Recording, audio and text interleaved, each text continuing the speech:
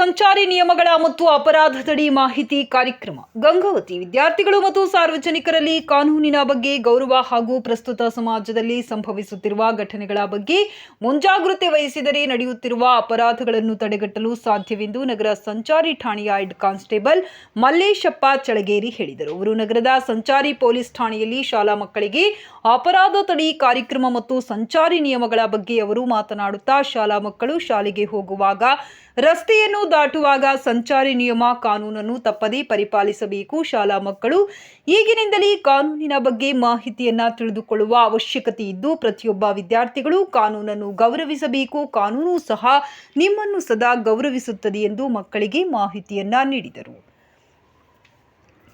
ಜೊತೆಗೆ ಪೊಲೀಸ್ ಇಲಾಖೆಯಿಂದ ಆಯೋಜಿಸಿದ್ದ ಅಪರಾಧ ತಡೆ ಮಾಸಾಚರಣೆ ಮಾಹಿತಿ ಕಾರ್ಯಾಗಾರದಲ್ಲಿ ಮಾತನಾಡಿದ ಅವರು, ಪ್ರಸ್ತುತ ಸಮಾಜದಲ್ಲಿ ಒಂದಲ್ಲ ಒಂದು ರೀತಿಯ ಅಪರಾಧಗಳು ಆಗುತ್ತಿವೆ. ಕಾನೂನಿನ ಬಗ್ಗೆ ಅವರಿಗಿರುವ ತಾತ್ಸಾರ ಮನೋಭಾವನೆಯೇ ಇದಕ್ಕೆ ಕಾರಣ. ಇಂಥ ಪ್ರಕರಣಗಳ ಬಗ್ಗೆ ವಿದ್ಯಾರ್ಥಿಗಳು ಸಾರ್ವಜನಿಕ ವಲಯದಲ್ಲಿ ಜಾಗೃತಿ ಮತ್ತು ನೀವುಗಳು ಅಪರಾಧದಿಂದ ಜಾಗೃತ ವಹಿಸಬೇಕೆಂದು ಹೇಳಿದರು. ಅಪರಾಧ ತಡೆಗಟ್ಟುವ ನಿಟ್ಟಿನಲ್ಲಿ ಸರ್ಕಾರ ಹಾಗೂ ಪೊಲೀಸ್ ಇಲಾಖೆ ಅಪರಾಧ ತಡೆಗಟ್ಟುವ ಮಾಸಾಚರಣೆ ಆಯೋಜಿಸಲಾಗಿದೆ. ಉತ್ತಮ ಭವಿಷ್ಯದ ಬಗ್ಗೆ ಗಮನ ಹರಿಸಬೇಕು.